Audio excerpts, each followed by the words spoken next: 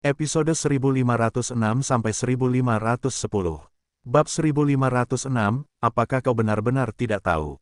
Bukan hanya permaisuri kedua yang berada di sisi Zuan, ada juga Ratu Medusa, Putri Peri, Putri Iblis, dan apa yang terjadi dengan kedua wanita lainnya yang memiliki aura yang luar biasa kuat itu. Dilihat dari bentuk tubuh dan temperamen mereka, mereka tampaknya adalah dua orang yang mewakili ras ular dalam kompetisi majelis umum. Namun, saat itu, mereka mengenakan topeng. Tidak seorang pun dapat menduga bahwa keduanya begitu tampan. Pangeran kedua adalah pangeran ras iblis, jadi selalu ada banyak wanita cantik di sisinya sejak dia masih kecil. Namun, dia jarang melihat wanita yang secantik ini. Kekuatan super macam apa yang dimiliki Zuan ini? Bagaimana dia bisa memiliki begitu banyak wanita cantik di sisinya? Anda telah berhasil menipu pangeran kedua sebesar +303 +303 +303. Namun, itu hanyalah reaksi cemburu naluriahnya. Dia adalah individu yang menonjol di antara rekan-rekannya, jadi dia dengan cepat mengalihkan perhatiannya dari para wanita dan menatap pangeran termuda berjubah emas. Dia berteriak dengan tegas, "Kakak kelima, kamu berani dengan egois mengenakan jubah kaisar. Tahukah kamu bahwa ini adalah kejahatan yang dapat dihukum dengan pemusnahan klan?" Pangeran termuda masih cukup muda, dan sedikit terintimidasi oleh kakak kedua yang galak. Seluruh tubuhnya gemetar saat kakaknya berteriak padanya, dan dia secara refleks mundur. Namun, tiba-tiba sepasang tangan hangat dan mantap menyentuh bahunya. Zuan berseru lagi, "Kau begitu mudahnya berbicara tentang pemusnahan klan. Apakah pangeran kedua lupa bahwa kau adalah bagian dari klannya?" Pangeran muda itu langsung merasakan kedamaian. Tanpa sadar ia memegang lengan baju Zuan, karena itu membuatnya merasa lebih aman daripada memegangi permaisuri kedua. Permaisuri kedua merasa senang sekaligus sedikit aneh. Pada saat itu, sulit baginya untuk menjelaskan apa yang sedang dipikirkannya. Pangeran kedua tersedak. Ia hampir merasa bahwa jika ia mengatakan bahwa ia telah berjuang dari istana raja hingga istana kekaisaran tanpa berkedip, Zuan akan bertanya apakah matanya kering. Dia mencibir, "Jabatan Kaisar Iblis bukanlah sesuatu yang bisa kau pertahankan hanya karena kau mengenakan jubah kekaisaran. Atas perilaku tercela seperti itu, hari ini, aku akan membereskan urusan keluargaku sendiri." Almarhum Kaisar Iblis secara pribadi berkata untuk menyerahkan jabatan itu kepada pangeran termuda. Dengan ini sebagai bukti, jabatan pangeran termuda dibenarkan. "Pangeran kedua, jangan membuat kesalahan yang akan kau sesali," teriak Zuan, lalu mengangkat busur pembunuh matahari, yang langsung membuat golongan pangeran kedua berteriak kaget.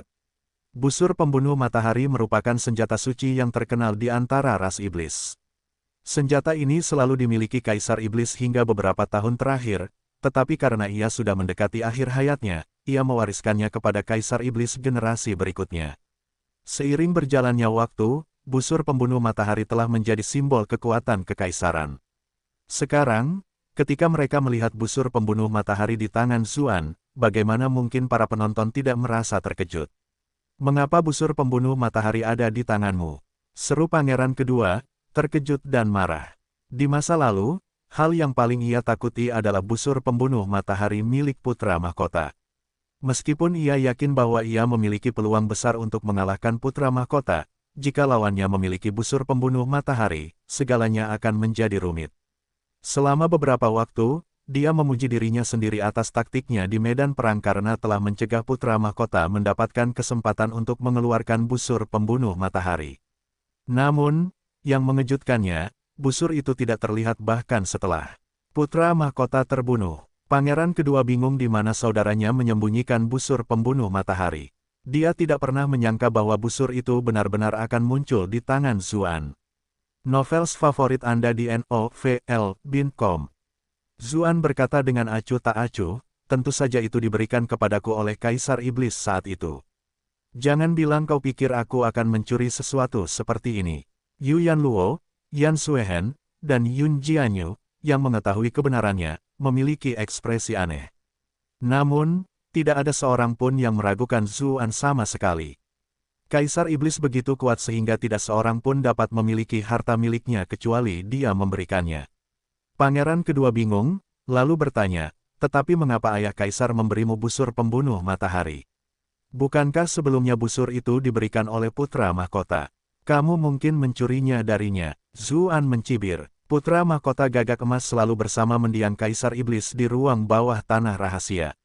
Apakah kamu akan mencoba mencurinya darinya dalam situasi seperti itu? Kau juga masuk ke ruang bawah tanah. Seru pangeran kedua dengan kaget. Perjalanan putra mahkota dan Kaisar Iblis ke ruang bawah tanah rahasia bukanlah rahasia. Semua orang di jajaran atas mengetahuinya. Tentu saja, di dalam penjara bawah tanah, putra mahkota gagak emas sangat kejam dan tidak bermoral, dan dia bahkan melancarkan serangan mendadak terhadap mendiang Kaisar Iblis. Itulah sebabnya, karena sangat kecewa, Kaisar Iblis merampas haknya untuk memiliki busur pembunuh matahari. Sebelum kematiannya, dia memberiku busur pembunuh matahari dan memintaku untuk mendukung pangeran termuda dalam merebut tahta, kata Zuan dengan tenang. Pangeran termuda masih terlalu muda, yang tentu saja akan menuai banyak kritik. Dia membutuhkan dalih yang tepat untuk merebut tahta kekaisaran. Namun, masih ada putra mahkota yang perlu dikhawatirkan. Karena itu, ia tiba-tiba muncul dengan sebuah alasan.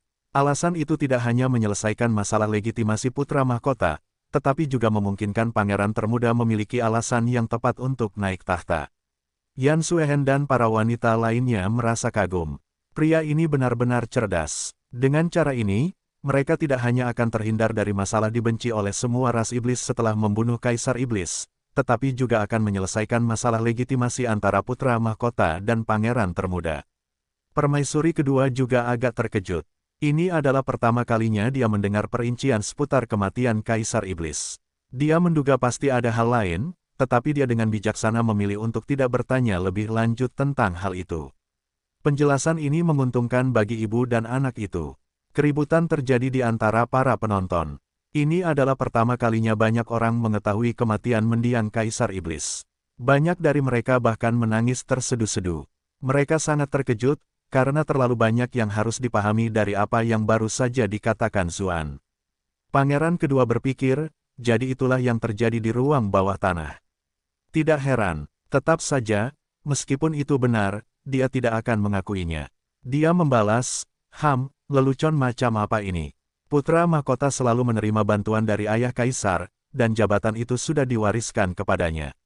Motif apa yang dimilikinya untuk menyakiti ayahku? Dia juga berpura-pura. Lagi pula, dia tidak pernah menyangka akan harus membela putra mahkota. Dia terbatuk, lalu melanjutkan, apalagi kultivasi Kaisar Iblis itu luar biasa. Bahkan jika putra mahkota memang berencana melawannya, tidak akan ada kesempatan baginya untuk menyakiti ayah kaisar. Jawabannya disetujui oleh bawahannya. Benar, siapa Kaisar Iblis itu? Dia tak tertandingi. Bahkan jika putra mahkota menyerangnya, bagaimana mungkin sesuatu bisa terjadi padanya? Sekarang, bahkan orang-orang permaisuri kedua memandang Zuan dengan sedikit curiga. Zuan tampaknya sudah menduga bahwa pangeran kedua akan mempertanyakan hal-hal seperti ini. Dia menjelaskan dengan tenang dan tidak tergesa-gesa, itu karena ada petunjuk mengenai obat abadi di ruang bawah tanah rahasia. Almarhum Kaisar Iblis mengalahkan penjaga obat abadi dan hendak mendapatkannya ketika putra mahkota berhasil dalam rencananya. Pada saat itu, almarhum Kaisar Iblis terluka parah dan tidak dapat pulih. Obat abadi, keributan kembali terjadi. Semua yang hadir menjadi sedikit bersemangat ketika mendengar tentang zat legendaris tersebut. Mereka tidak menyangka bahwa itu benar-benar ada. Sekarang semuanya masuk akal. Kaisar Iblis dan putra mahkota sebelumnya seharusnya tidak berkonflik, tetapi jika Kaisar Iblis memperoleh obat abadi, dia akan tetap menjadi Kaisar Iblis. Bagaimana putra mahkota bisa menerimanya? Masuk akal baginya untuk mengambil risiko karena putus asa. Ketika mendengar pembicaraan itu, Zuan langsung bertindak cepat. Mendiang Kaisar Iblis mewariskan jabatan itu kepada pangeran termuda tepat sebelum kematiannya. Namun, karena mempertimbangkan usianya yang masih muda, ia memerintahkan permaisuri kedua untuk memerintah menggantikannya dan membantu pangeran termuda hingga dewasa. Memerintah menggantikannya, ulang permaisuri kedua, terkejut. Ia merasa semua ini sungguh luar biasa. Ia benar-benar tidak tahu bagaimana orang ini bisa memikirkan metode yang begitu hebat. Sekarang, ia bisa memegang jabatan dengan baik. Ia menatap Zuan dengan ekspresi bahagia dan bersyukur. Ia benar-benar perhatian, bahkan membantuku memecahkan semua masalah ini. Penjelasan Zuan terdengar wajar saja. Bahkan banyak bawahan pangeran kedua yang mempercayainya. Namun, pangeran kedua menolak untuk menerima hasilnya. Ia memprotes, omong kosong. Bahkan jika ayah kaisar menyerah pada putra mahkota, ia seharusnya menyerahkan jabatan itu kepadaku. Mengapa ia memberikannya kepada saudara kelimaku yang masih muda? Bukankah itu akan membahayakan ras iblis? Zuan membalas dengan acuh tak acuh, apakah kamu benar-benar tidak tahu mengapa dia tidak menyerahkan jabatan itu kepadamu? Bagaimana mungkin anak haram sepertimu memiliki hak waris? Pangeran kedua terdiam. Kamu ke sana. Kemarahannya memuncak dan dia meludah. Aku belum pernah mendengar seorang anak kecil menjadi kaisar iblis. Jabatan kaisar iblis selalu jatuh ke tangan yang paling berkuasa. Jika kamu menolak untuk beradaptasi dengan keadaan, jangan salahkan aku karena mengabaikan kasih sayang persaudaraan. Anda telah menipu pangeran kedua untuk plus 444 plus 444 plus 444. Kasih sayang persaudaraan. Zuan mengulangi, sambil menunjuk salib di sampingnya. Apakah yang disebut kasih sayang persaudaraan ini membunuh kakak laki-lakimu dan berparade di jalan-jalan sambil membawa mayatnya? Pangeran kedua melotot. Kapan urusan ras iblis kita membutuhkan campur tangan manusia sepertimu? Teriak pelayan tetap Sue Han melengking. Penampilannya di depan pelayan utama Wu Fa agak kurang, jadi dia tentu ingin berbicara di sini untuk mendapatkan kembali kesan pangeran kedua tentangnya. Tepat saat itu, seekor harimau meraung saat sosok kuning dan hitam bergegas menghampiri Sue Han, mencengkeram tenggorokannya dan memutar tubuhnya. Dengan suara berderak, tubuh Sue Han terkulai seperti anjing mati di tangan sosok itu. Hu Qianxiao tertawa terbahak-bahak dan berseru, kapan urusan kaisar iblis membutuhkan ucapan seorang Kasim yang tidak bijaksana? Tiba-tiba, riak hitam muncul di gerbang istana. Pedang tipis menusuk ke arah permaisuri kedua dan pangeran termuda. Serangan ganas Hu Qianxiao tiba-tiba saja terhenti. Dia melenyapkan Sue Han dengan cara yang bersih dan efisien. Sue Han adalah seorang pelayan biasa dengan pelatihan yang baik, tetapi dia bahkan tidak memiliki kesempatan untuk membalas serangan itu. Pangeran kedua cukup terkejut. Menurut informasi yang ia peroleh, Hu Qianxiao dan putra mahkota telah melakukan hubungan rahasia, dan Raja Harimau seharusnya dilibatkan oleh saudaranya. Mengapa Hu Qianxiao berpihak pada permaisuri kedua? Yang terpenting, dia benar-benar menyukainya. Jangan bilang dia terpesona oleh si Jalang, permaisuri kedua, dan dia memamerkan sisi dirinya ini untuk mendapatkan perhatiannya. Menurutnya, itulah satu-satunya penjelasan yang masuk akal. Adapun Zuan, meskipun orang itu cukup aktif dan menyebalkan, pangeran kedua sama sekali tidak menganggapnya sebagai masalah besar. Orang seperti itu bahkan tidak layak menjadi lawannya. Meskipun agak disesalkan bahwa Sue Han telah mati, itu adalah cara yang baik untuk memancing harimau itu keluar. Dia melihat ke arah permaisuri kedua. Senyum sinis muncul pada kumisnya. Hampir pada saat yang tepat itu, riak hitam muncul di udara di atas gerbang istana. Pedang panjang dan ramping menusuk langsung ke arah pangeran termuda. Putra mahkota telah meninggal, dan pangeran ketiga dan keempat telah disingkirkan oleh putra mahkota. Sekarang, selama dia membunuh pangeran termuda, pangeran kedua akan menjadi satu-satunya penerusnya. Dengan kematian pangeran termuda, kekuatan yang berkumpul di sekitarnya akan benar-benar runtuh. Bukankah hal yang sama terjadi belum lama ini? Adapun Hu Qianxiao, dia memang sedikit licik, tetapi dia adalah orang yang cerdas. Begitu situasinya semakin teratasi, dia tidak akan serta-merta mengambil risiko karena seorang wanita. Dentang, dengan suara keras, pedang yang hendak memenggal kepala sang pangeran pemberani itu terhalang oleh bulan sabit yang melengkung. Mata pangeran kedua langsung membelalak. Orang yang menghalangi itu sebenarnya adalah wanita cantik berdada besar di samping Zuan. Duan Tianchou adalah seorang Grandmaster hebat dengan keterampilan membunuh yang luar biasa. Namun, wanita ini, yang tampak seperti wanita cantik yang dibesarkan untuk menjadi anggota harem, benar-benar mampu menghentikan serangan mematikannya. Duan Tianchou juga tampak terkejut. Namun, dia tidak melanjutkan pertarungan dengan bersemangat. Sebaliknya, pusaran hitam itu terbuka, dan ia langsung muncul kembali di udara sejauh lebih dari 100 meter. Begitulah cara membunuhnya. Ketika usahanya gagal, seseorang akan mundur jauh. Dia sangat bersyukur bahwa dia selalu menghormati prinsip mutlak itu, karena begitu dia pergi, pedang itu telah menusuk ke posisi semula. Pedang itu bahkan membekukan udara di sekitarnya menjadi es. Jika dia sedikit saja lebih lambat, pedang dingin yang mengerikan itu akan menyegel udara di sekitarnya. Dia tidak akan bisa melompat keluar angkasa lagi. Ada dua Grandmaster, novel favorit Anda di novel.com. Bukan hanya dia yang merasa ngeri, begitu pula orang-orang pangeran kedua. Mereka tidak pernah menyangka pangeran termuda akan mendapat dukungan seperti itu. Yun Jianyu yang menakutkan, lalu menyerbu ke arah Duan Tianchou sambil berlari di udara. Duan Tianchou hampir ingin tertawa saat melihatnya. Siapakah wanita ini menurut Anda? Apakah dia benar-benar berani mengejarku? Salah satu pembunuh terhebat. Tak terhitung banyaknya petualang kuat yang tewas di tangannya. Selama wanita berpakaian putih itu tidak membantu, dia yakin dia bisa menghancurkan wanita berambut panjang itu. Iklan oleh Pub Future.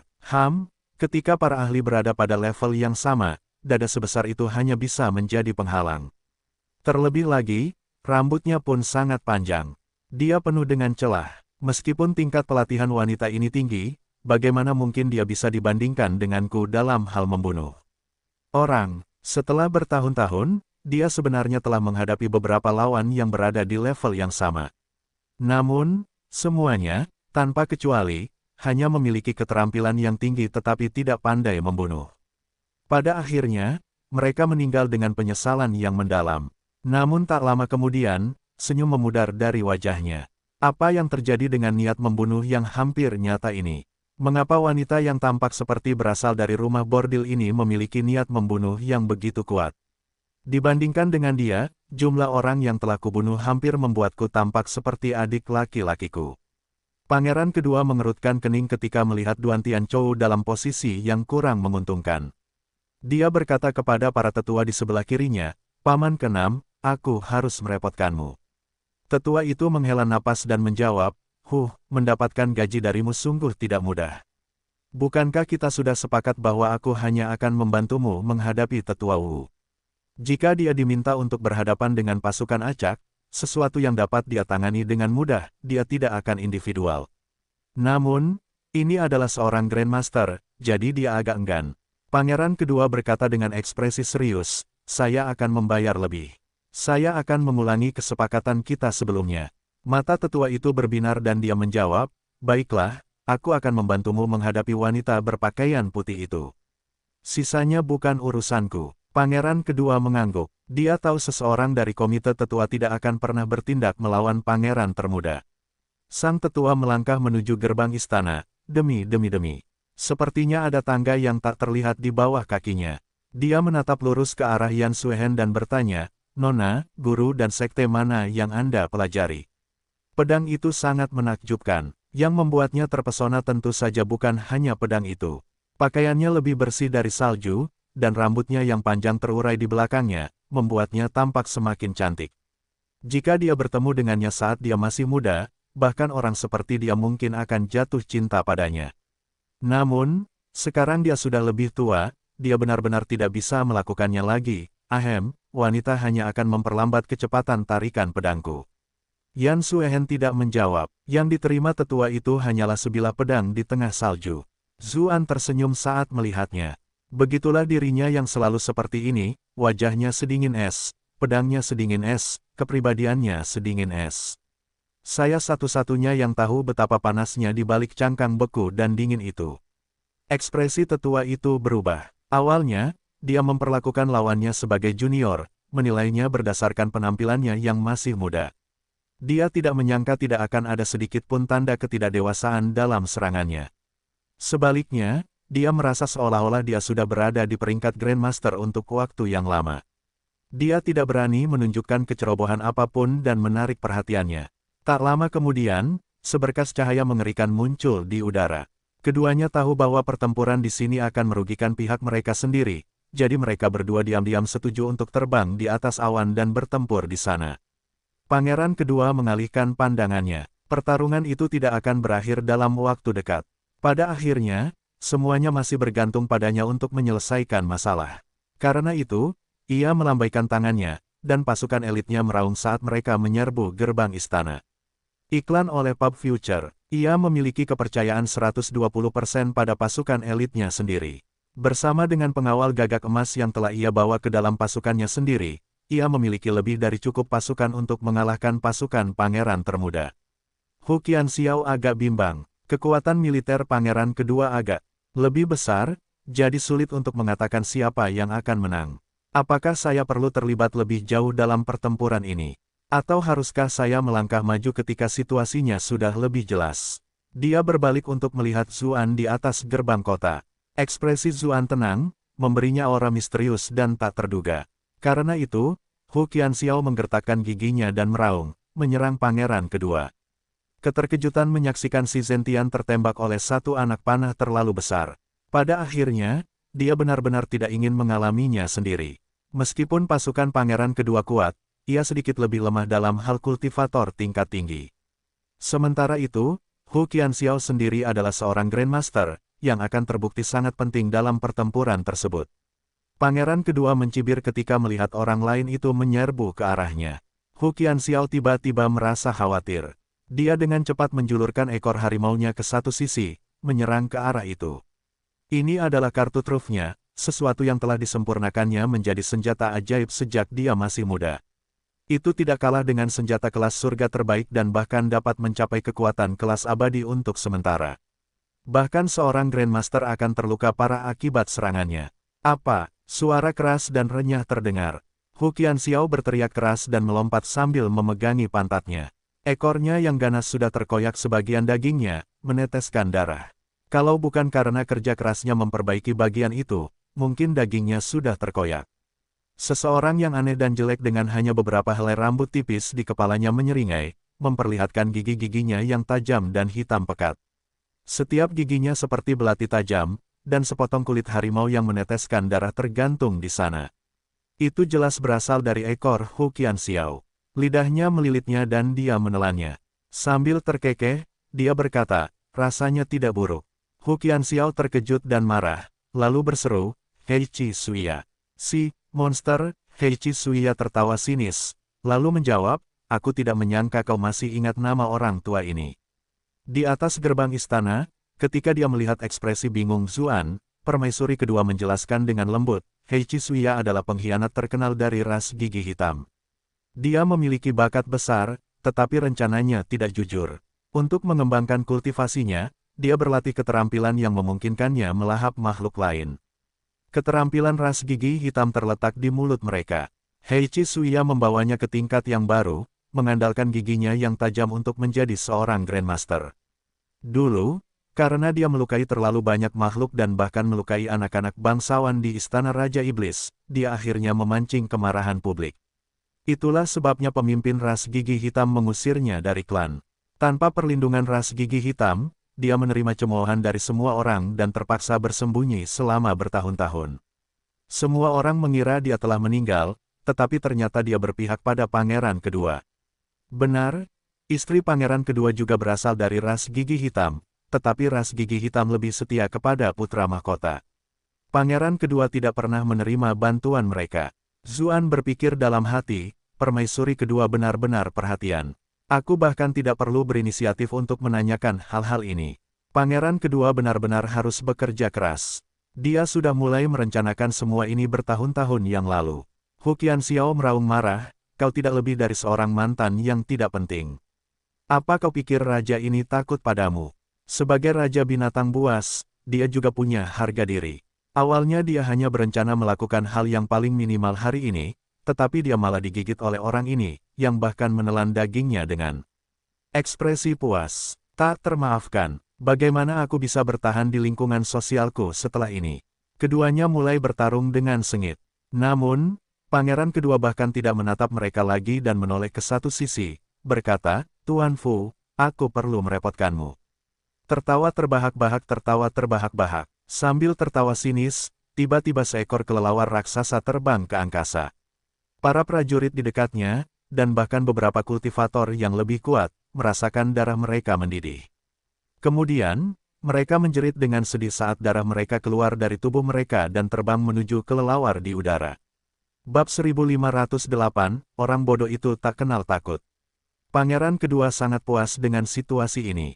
Dia sudah tahu sejak lama bahwa tahta kerajaan tidak akan menjadi miliknya, melainkan milik kakak laki-lakinya. Jika hanya karena dia kurang dalam hal kemampuan dan bakat, itu cerita lain, tetapi dia jelas tidak kekurangan dalam dua hal itu, dan mungkin dia bahkan sedikit lebih baik. Apakah hanya karena ibunya bukan permaisuri sehingga dia tidak bisa menjadi kaisar? Dia tidak dapat menerima hal itu, tetapi dia tahu bahwa Kaisar Iblis tidak mungkin menyerahkan jabatannya kepadanya. Jika kau tidak memberikannya padaku, aku sendirilah yang akan memperjuangkannya. Itulah sebabnya, bertahun-tahun yang lalu, ia mengajukan diri menjadi tentara untuk mengembangkan kekuatannya. Karena mereka sering berperang melawan sisi manusia, yang memiliki keunggulan, menjadi anggota militer sebenarnya sangat berbahaya. Peluang untuk mati sangat tinggi. Jangankan putra mahkota, bahkan para bangsawan dengan sedikit otoritas tidak ingin anak-anak mereka menjadi bagian darinya. Tetap saja, pangeran kedua tetap bertahan sampai akhir, dan akhirnya menjadi salah satu dari 4 jenderal besar Rasvian. Meski begitu, ayahnya tidak pernah memberinya tatapan yang pantas dan hanya memperlakukannya sebagai pisau tajam bagi putra mahkota di masa depan. Begitu putra mahkota menjadi kaisar, perannya adalah membantu membuka wilayah baru. Pangeran kedua telah mengetahui semuanya itu, jadi dia mengambil kesempatan saat dia memimpin pasukan untuk secara agresif menarik semua jenis individu yang kuat. Mengesampingkan semua hal lainnya, sudah ada 4 Grandmaster di pihaknya. Meskipun pelatihan Duan Tianzhou tinggi, dialah yang paling mudah diyakinkan dari keempatnya. Dark Elf adalah musuh bebuyutan ras Elf, dan ras Elf saat ini adalah salah satu dari 3 klan besar Istana Raja Iblis. Jika ras Elf mewakili pemerintah, Dark Elf secara alami mewakili dunia bawah. Jika Dark Elf ingin mengubah persepsinya, satu-satunya caranya adalah dengan mengubah istana raja, dan mengganti kekuasaan mereka sepenuhnya. Dengan demikian, mereka mudah cocok. Paman ke-6 juga tidak terlalu sulit. Dia peduli dengan masa hidupnya, dan baru saja masuk komite tetua. Dia tidak sepenuhnya menyingkirkan dunia sekuler seperti orang-orang aneh lainnya. Oleh karena itu, dengan menariknya keinginannya, pangeran kedua tidak mengalami kesulitan untuk merekrutnya. Heichi Suya pernah mengalami kesulitan di masa lalu. Terlebih lagi, istri pertama pangeran kedua juga berasal dari klan Heichi. Dengan hubungan seperti itu, tidak terlalu sulit baginya untuk menarik Heichi Suya. Namun, bagian yang sulit adalah alasan mengapa Heichi Suya dibenci oleh banyak orang adalah karena ia harus memakan makhluk lain, mereka juga tidak bisa menjadi makhluk biasa, melainkan makhluk yang memiliki kultivasi. Baik manusia maupun iblis baik-baik saja. Jika ia tidak memakan seseorang, ia akan mengamuk. Ia adalah seseorang yang tampaknya mustahil untuk dibesarkan. Untungnya, pangeran kedua selalu berperang dan punya cara untuk memberi Heichi Suya makanan, seperti tawanan manusia atau prajurit yang melanggar aturan. Penting, kadang-kadang, saat ia tidak punya cukup makanan, ia menemukan beberapa desa terpencil, berpura-pura menjadi manusia atau monster untuk menjarah dan memusnahkan mereka. Penduduk desa itu kemudian digunakan untuk mengisi perut Heichi Suya. Iklan oleh Pub Future, Sirfu adalah yang paling merepotkan. Dia adalah tokoh terkenal bahkan di antara ras darah. Dia telah mengambil banyak murid di masa lalu memperbudak mereka, untuk menangkap semua jenis kultivator kuat untuk diserap. Dia bahkan telah menyiapkan sistem yang rumit untuk itu. 3 murid teratas akan menerima banyak hadiah, dan yang di tengah tidak akan diberi hadiah atau hukuman, tetapi yang terburuk di antara mereka akan dihisap semua esensi darahnya. Akibatnya, murid-muridnya akan bekerja keras, karena tidak ada yang ingin menjadi orang yang kurang beruntung di posisi terakhir. Pertarungan di antara para murid sangat sengit. Ada murid yang berpikir untuk memberontak atau melarikan diri, tetapi tidak ada yang berhasil. Sebaliknya, akhir hidup mereka malah lebih menyedihkan, dan mereka menjalani kehidupan yang lebih buruk daripada kematian. Selama beberapa dekade, beredar rumor bahwa hanya ada 1 murid yang berhasil melarikan diri, seseorang bernama Mosquito Daois. Dia telah menjadi monster yang terkenal di dunia Vien dan manusia. Jika seorang murid bisa sekuat itu, mudah untuk melihat betapa hebatnya sang guru. Pembaruan teratas di NOV.com. Namun, pada akhirnya, semuanya berbalik melawan Tuan Fu. Murid-muridnya akhirnya tidak tahan lagi dan bekerja sama dengan musuh-musuh Tuan Fu, dan berhasil menggulingkan kekuasaannya.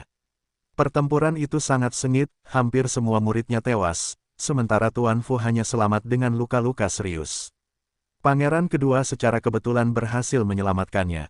Tentu saja, dia tahu monster seperti itu tidak akan pernah merasa bersyukur atas hal itu.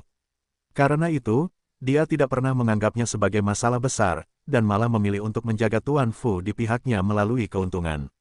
Di masa lalu, Tuan Fu harus bergantung pada para pengikut budaknya untuk menemukan target penghisapan darah, tetapi setelah itu, ia memperoleh akses ke tenaga kerja dan sumber daya yang jauh lebih besar yang dimiliki Pangeran Kedua.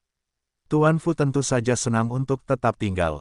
Namun, bagi Pangeran Kedua, sangatlah sulit untuk melindungi Tuan Fu, karena keinginannya terhadap darah tidak lebih rendah dari Hei Chisuya. Sebagai perbandingan, setidaknya Hei Chisuya memakan apa saja, yang berarti mayat-mayat itu akan menghilang tanpa jejak. Sebaliknya, Tuan Fu hanya menghisap darah dan tidak memakan dagingnya. Karakteristik orang-orang yang darahnya dihisapnya sangat jelas.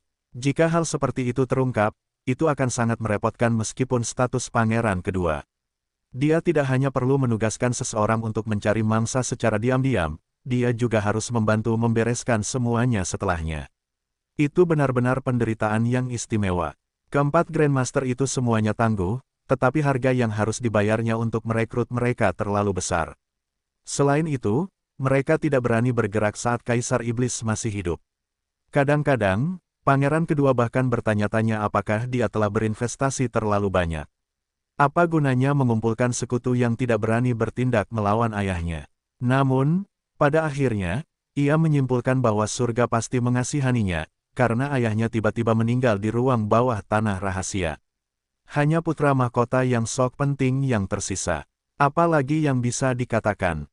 Ia harus melakukannya. Meski begitu, dia tidak membiarkan Hei Chisuya maupun Sirfu mengambil tindakan apapun, karena kedua iblis itu terlalu terkenal dan bisa dengan mudah mendatangkan akibat negatif.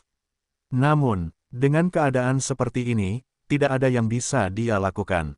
Dia tidak menyangka pihak lain memiliki 3 Grandmaster. Dia tahu bahwa semakin lama dia menunggu, semakin banyak variabel yang akan muncul. Karena itu, dia dengan tegas mengeluarkan keduanya. Mengenai konsekuensinya, selama dia menjadi Kaisar Iblis, itu tidak akan jadi masalah. Dia bahkan tidak perlu menangani semuanya sendiri, banyak orang akan secara proaktif membantunya memecahkan masalah seperti itu. Iklan oleh Pub Future, kultivasi Tuan Fu benar-benar menggelikan. Bahkan Pangeran Kedua merasa darahnya mulai bergejolak meskipun berada begitu jauh. Namun, ketika dia melihat banyak pasukannya sendiri terjebak dalam tembakan kawan, dia tetap tidak berekspresi. Saat ini, satu-satunya hal yang dia pedulikan adalah apakah pangeran termuda dapat ditangkap. Untuk mencapai tujuannya, pengorbanan kecil dapat ditoleransi. Paling buruk, dia hanya akan memberikan kompensasi kepada keluarga prajurit yang dikorbankan dan mereka akan merasa sangat berterima kasih. Tepat saat itu, Tuan Fu dengan cepat mencapai pintu masuk istana kekaisaran. Para pembantu kepercayaan Permaisuri Kedua dan para ahli klan Xiao bergegas keluar untuk menghentikannya, namun, hanya dengan lambaian tangan Tuan Fu, orang-orang itu meledak menjadi kabut berdarah, tubuh mereka langsung tersedot kering dan berubah menjadi mayat keriput. Bangsa elf, bangsa iblis, dan bangsa laut semuanya mundur ketakutan. Agar bisa keluar, mereka tidak mengirim pasukan setingkat Grandmaster. Karena itu, tidak ada seorang pun di antara mereka yang berani berhadapan langsung dengan iblis-iblis mengerikan semacam ini. Orang yang berlari paling cepat adalah Qi Wen. Meskipun dia terpesona oleh kecantikan Permaisuri Kedua, bagaimana mungkin pujian dari seorang wanita cantik dapat dibandingkan dengan hidupnya?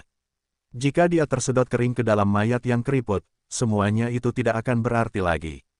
Begitu saja, yang tersisa hanyalah Zuan dan Yuyan Luo yang berwajah pucat.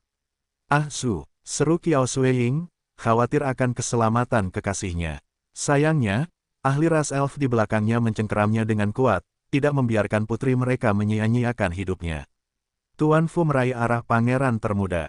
Gelombang kekuatan penyerapan yang mengerikan menyebar keluar.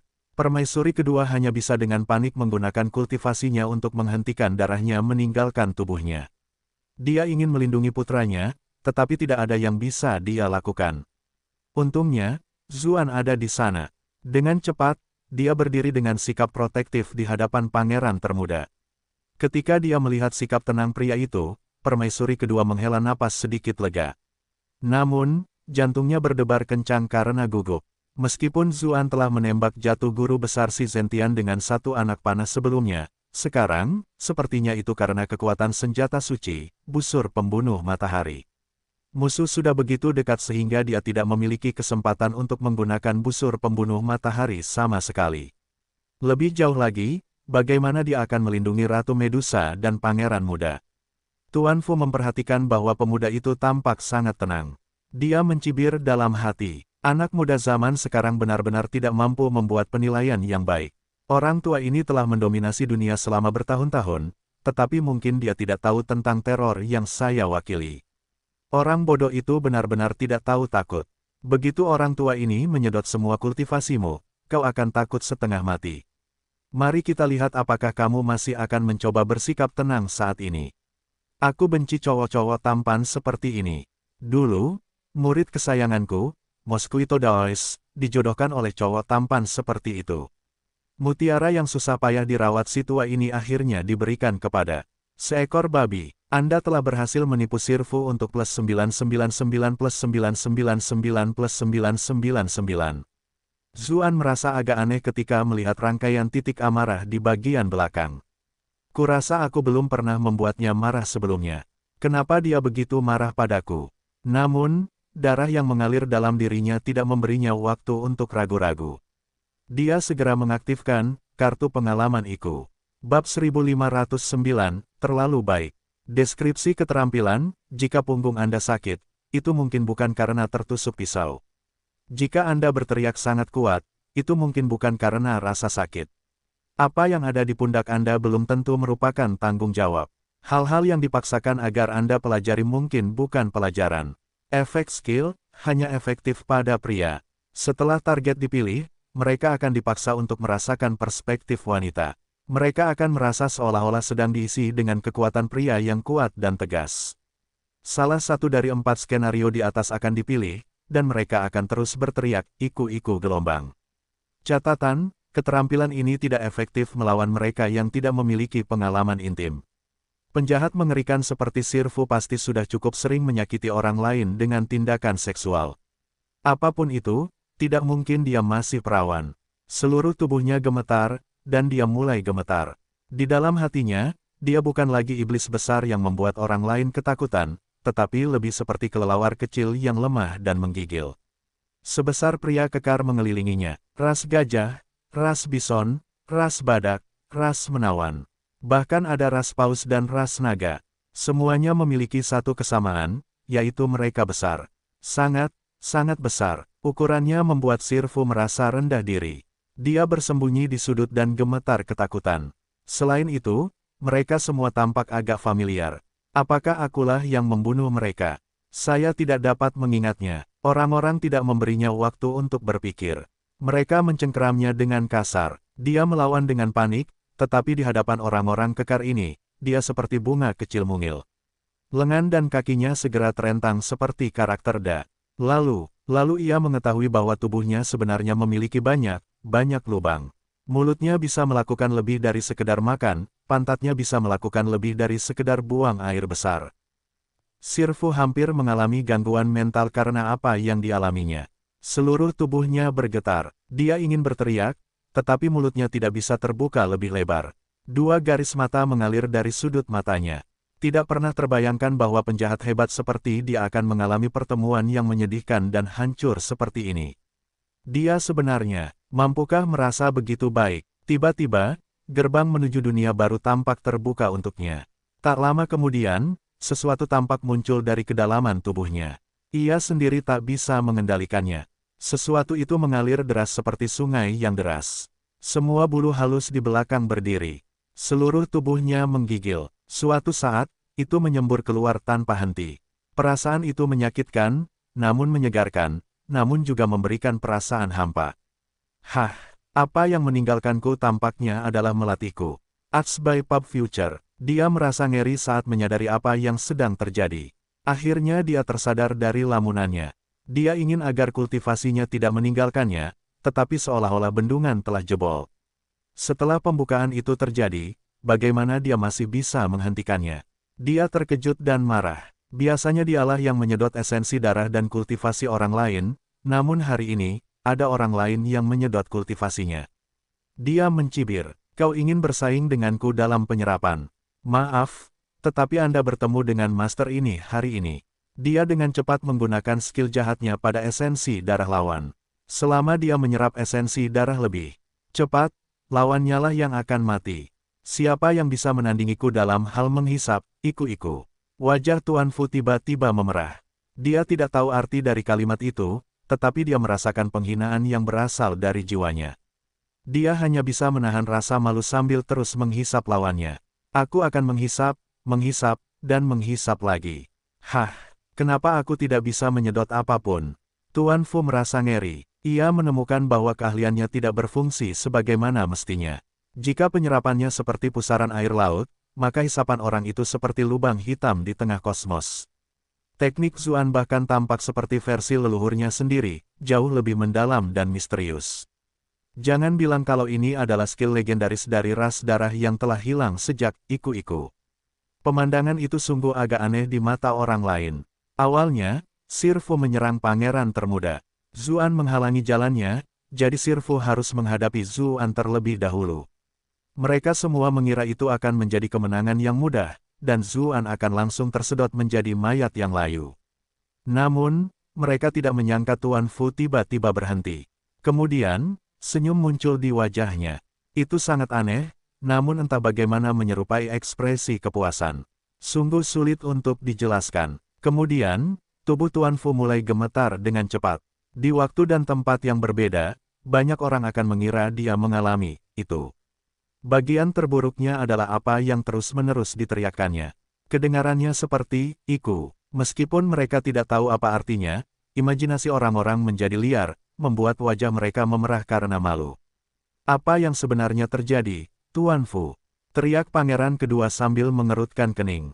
Dia belum pernah mendengar Tuan Fu menunjukkan belas kasihan. Apakah dia berencana menangkap pangeran muda itu hidup-hidup? Iklan oleh Pub Future. Kita tidak bisa membiarkan itu. Itu akan membuat segalanya lebih sulit. Putra mahkota adalah satu hal, tetapi pangeran muda itu masih sangat muda. Aku tidak bisa menanggung nama buruk karena membunuh adik laki-lakiku. Cepat dan bunuh dia. Tepat saat itu, Zuan meletakkan tangannya di tubuh Tuan Fu. Seluruh tubuh Tuan Fu mulai bergetar lebih kuat, dan dia mulai berteriak semakin keras. Pangeran kedua tidak terkejut, dan malah senang melihatnya. Lagi pula, apa kelebihan Tuan Fu? Dia sudah melatih kemampuannya hingga setiap pori-porinya bisa menyedot saripati darah. Namun, Zuan malah menyerangnya. Bukankah dia hanya ingin mati? Namun, senyumnya segera membeku di wajahnya, karena Zuan tidak tersedot ke dalam mayat yang layu. Tuan Fu membiarkan Zuan memeganginya, dan mereka berdua membeku seperti patung.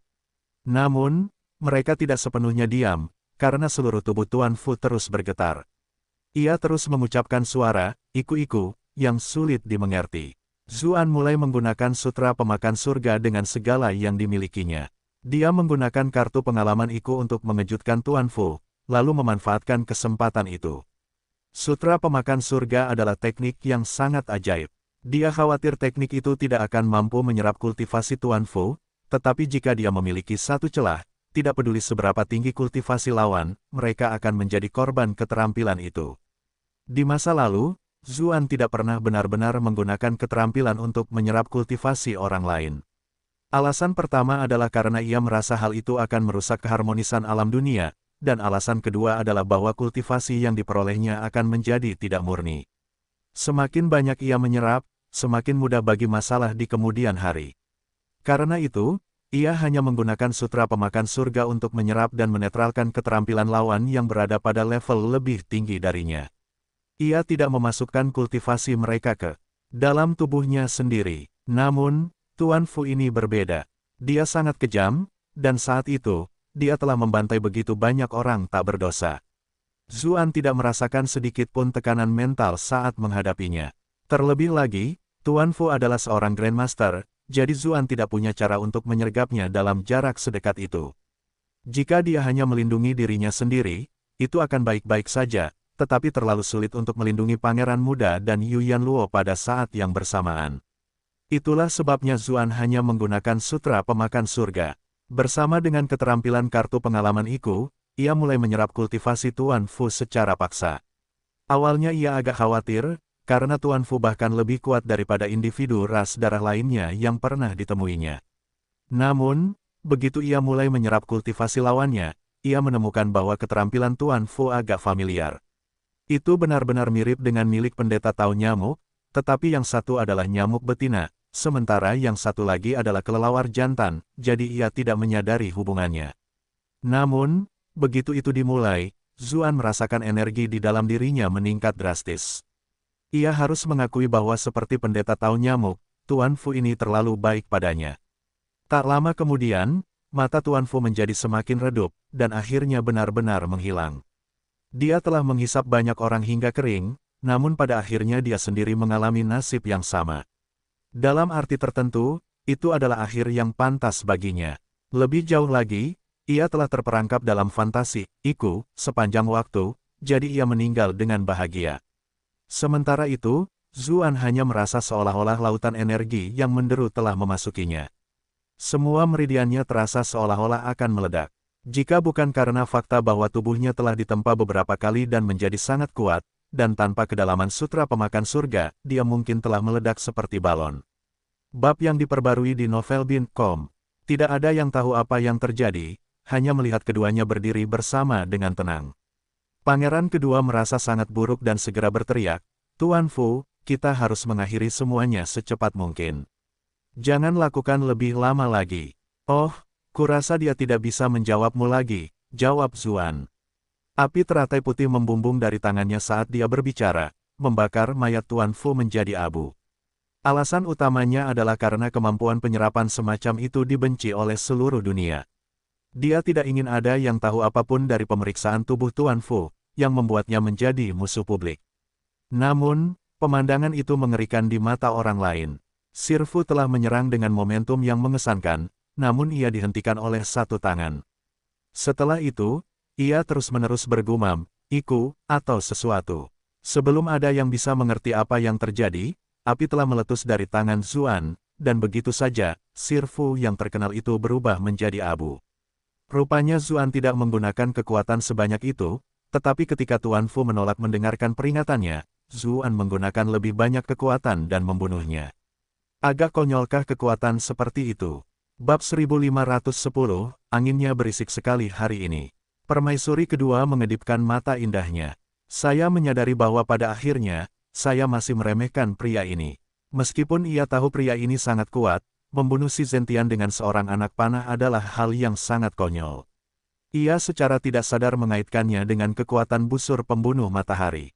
Namun sekarang, Zuan telah membunuh Sir Fu yang seperti iblis besar, yang telah terkenal selama bertahun-tahun. Konsepnya macam apa itu? Sebelumnya, ketika dia hanya memeriksa aura Qi-nya, Zuan tampaknya hanya berada di peringkat master awal dalam tahap bentuk pahlawan. Dia mengkhawatirkannya saat itu. Saat ini, dia hanya merasa bahwa dia pasti berusaha menyembunyikan kekuatannya, dengan sengaja menjaga pelatihannya tetap rendah. Ketika dia memikirkan hal itu, kehadiran Zuan langsung menjadi jauh lebih besar di benaknya. Pangeran muda itu tersadar dari keterkejutannya dan segera berlari ke sisi ibunya. Dia menarik lengan baju ibunya dan berkata dengan penuh semangat, "Ibu Permaisuri, Ibu Permaisuri. Aku ingin menjadi ayah angkat tunggal di masa depan." Ekspresi terkejut muncul di mata Permaisuri kedua. Lagi pula, di masa lalu, orang yang dikagumi putranya adalah ayahnya, mendiang Kaisar Iblis. Namun, meskipun Kaisar Iblis jarang bertarung, putranya tidak pernah benar-benar menyaksikan kekuatannya. Itulah mengapa penekanan atas kekuatan Zuan sama sekali tidak dapat ia pahami. Ia tidak tahu apakah hal baik atau buruk bagi putranya karena begitu mengagumi Zuan. Yu Yanluo merasakan kebanggaan yang aneh saat melihat ekspresi kaget dan kagum dari ibu dan anak itu. Apakah membunuh seorang Grandmaster itu istimewa? Di wilayah tak dikenal, dia membunuh Kaisar Iblis yang tak tertandingi. Dia bahkan menembak jatuh matahari di langit. Ikuti novel terbaru on novelbin.com. Mata Qiao Suiying bersinar saat dia berpikir, Zhu jauh lebih kuat dari sebelumnya. Dia benar-benar menyembunyikannya dariku. Aku pasti akan menyerahkannya nanti. Ketika dia melihat Yu Yanluo menatap Zuan dengan ekspresi bangga, dia tidak bisa menahan rasa cemburu. Aku jelas sampai di sini sebelum kamu. Qi Wen, yang telah melarikan diri ke kejauhan, benar-benar ketakutan. Aku benar-benar ingin mati sebelumnya. Aku benar-benar mencoba mencuri wanita dari seseorang yang menakutkan ini. Aku kesal ketika bibi kecil menyuruhku menggantinya dengan begitu banyak senjata kelas surga. Menurutnya, bibi kecil dan pria ini memiliki hubungan khusus, dan kupikir dia mencoba membesarkan pria asing dengan menggunakan harta karun Istana Naga. Saya hampir mengira dia menghancurkan rakyat kita saat itu. Tapi bibi kecil benar-benar menolongku. Aku tidak menyangka dia menyelamatkan nyawaku. Lupakan saja, aku pasti akan menjauh dari wanita-wanitanya. Ya, aku harus mengejar putri ras iblisku saja. Dia menatap Putri Suolun dengan penuh kasih sayang, tetapi yang dia lihat adalah ekspresi terpesonanya saat dia menatap Zuan. Dia langsung menderita pukulan mental lainnya. Dia memperlakukanku dengan sangat dingin saat menatapku. Bukankah dia tipe yang sombong dan dingin? Dia akan minta maaf setelah berbicara beberapa kalimat denganku. Tetapi dilihat dari penampilannya saat ini, jika Zuan memulai percakapan dengannya, dia mungkin akan menjadi orang pertama yang mengajaknya masuk. Persetan dengan kalian semua. Duh, dunia ini memang dangkal. Syukurlah aku masih tampan dan masih bisa bertarung dalam pertempuran ini. Iklan oleh Pub Future. Yun Jianyu dan Yan Suehen, yang sedang bertarung di atas langit, telah memperhatikan situasi di bawah sepanjang waktu. Ketika mereka melihat Tuan Fu tiba-tiba menyerang Zuan, keduanya menjadi waspada. Mereka secara tidak sadar ingin menyelamatkannya, tetapi lawan mereka membuat mereka sibuk dan tidak membiarkan mereka pergi. Namun, saat mereka mulai merasa khawatir, Zuan sudah dengan mudah menangani Tuan Fu. Bahkan tidak ada tulang yang tersisa. Kedua wanita itu sedikit terdiam. Yun Jianyu sedikit kesulitan saat dia mengirimkan transmisi Qi. Wanita sedingin batu, apakah ini yang disebut keyakinan yang tak tertandingi? Yan Suehen juga sedikit tercengang. Dalam benaknya, meskipun Zuan secara tak terduga telah memupuk keyakinan bahwa dialah yang terkuat di wilayah tak dikenal, sesuatu yang orang lain perlu waktu berabad-abad untuk memahaminya, dia masih harus meminjam kekuatan busur pembunuh matahari karena tingkat kultivasinya sendiri yang rendah. Namun, dia mengalahkan seorang Grandmaster dengan tangan kosong, begitu saja. Bagaimana ini mungkin? Apakah semua akal sehat yang saya kembangkan selama bertahun-tahun salah? Apakah ada yang salah dengan kita, atau ada yang salah dengan dunia? Melihat Yan Suehen tidak menjawab, Yun Jianyu bertanya, wanita sedingin batu, katakanlah, jika kita melawannya, siapa yang akan menang? Senyum pahit muncul di wajah Yan Suehen saat dia menjawab, saya tidak tahu. Dia benar-benar tidak tahu. Awalnya, meskipun Zuan memiliki keyakinan yang tak tertandingi, mereka mengira mereka cukup tahu tentang berbagai keterampilan Zuan. Selama mereka waspada, menang melawannya tidak akan terlalu sulit. Namun, setelah menyaksikan kematian tragis Tuan Fu, keyakinan itu goyah. Kedua Grandmaster wanita itu bukan satu-satunya yang menyaksikan kejadian itu. Bawahan pangeran kedua juga menyaksikannya. Heichi Suya, khususnya, juga merupakan seseorang yang oleh banyak orang dianggap sebagai iblis. Metode kultivasinya memiliki beberapa kesamaan dengan Sirfu, jadi mereka sering berbagi pengalaman berpesta satu sama lain. Dia tentu tahu bahwa kultivasi Sirfu mungkin sedikit lebih tinggi daripada dirinya sendiri. Namun, seseorang yang begitu menakutkan disingkirkan dengan mudah. Apa yang masih dia perjuangkan? Satu-satunya alasan dia memihak pangeran kedua adalah karena dia diberi makan dengan baik dan tidak perlu terus-menerus melarikan diri lagi. Karena itu, dia tidak punya keinginan untuk bertarung lagi. Dia menemukan celah untuk menyelinap, lalu melarikan diri untuk menyelamatkan diri. Hu Qianxiao tahu bahwa pertarungan melawan Heichi Suya tidak akan berakhir tanpa cedera serius. Karena itu, dia tidak menghentikannya. Saat melarikan diri, Heichi Suya berlari ke perkemahan pangeran kedua. Ketika dia melihat para prajurit menghalangi jalannya, sifat haus darah memenuhi pikirannya. Dia membuka mulutnya dan menelan ratusan prajurit elit dalam sekali teguk. Kepanikan dengan cepat menyebar ke seluruh perkemahan. Kelopak mata pangeran kedua berkedut saat melihat itu. Bajingan macam apa yang akhirnya dibesarkannya? Dia telah menginvestasikan begitu banyak uang dan mengorbankan banyak nyawa untuk membesarkan kedua iblis ini. Namun yang satu terbunuh seketika, sementara yang lain lari dari pertarungannya. Tidak hanya itu, yang terakhir bahkan telah memakan pasukannya sendiri, menyebabkan pasukannya menjadi tidak teratur. Sayangnya, tidak ada lagi yang bisa dia lakukan. Kedua orang ini terlalu kuat, jadi dia harus memperlakukan mereka dengan sopan. Jika Heichi Suya ingin lari, sang pangeran juga tidak bisa menghentikannya. Iklan oleh Pub Future. Akan tetapi, meskipun sang pangeran tidak bisa menghentikannya, itu tidak berarti Zuan tidak bisa. Pada saat itu, Zuan merasa seolah-olah dia dipenuhi dengan energi. Semburan energi jahat tiba-tiba menyebar di dadanya. Dia tahu itu mungkin karena kotoran yang terbentuk dari sirfu yang menyerap esensi darah terlalu banyak orang. Dia kebetulan melihat Heichi Suya menelan beberapa orang biasa. Jika dia membiarkan monster seperti ini pergi, siapa yang tahu berapa banyak nyawa tak berdosa yang akan dirugikan. Karena itu, dia mengambil Sun Slaying Bolt. Rune Weapon Chart menghasilkan anak panah putih, dan dia menembakkannya ke belakang kepala lawan. Heichi Suya yang melarikan diri merasa khawatir. Ia secara refleks menoleh, dan untuk pertama kalinya, ia melihat bintang jatuh dari dekat. Ketika ia melihat bahwa tidak ada cara baginya untuk menghindarinya, ia membuka mulutnya untuk menggigitnya. Semua kultivasinya difokuskan pada giginya.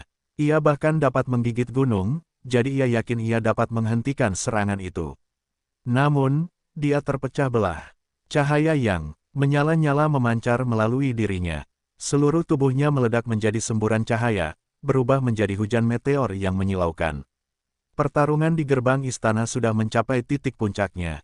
Kebanyakan orang hanya fokus pada musuh di depan mereka, dan dengan demikian, tidak banyak orang yang menyaksikan kematian Sirfu. Namun, pemandangan ini terlalu menyilaukan, menarik perhatian semua orang yang hadir.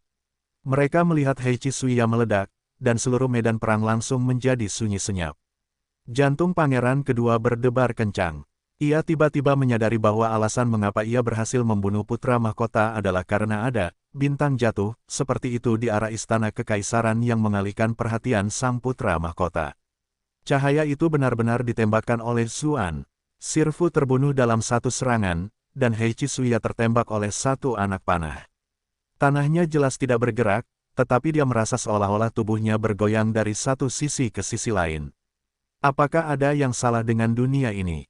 Di atas gerbang istana, Zuan merasa seolah-olah benda yang meledak-ledak dan kacau dalam dirinya telah menjadi jauh lebih nyaman. Namun, itu masih belum sepenuhnya aman.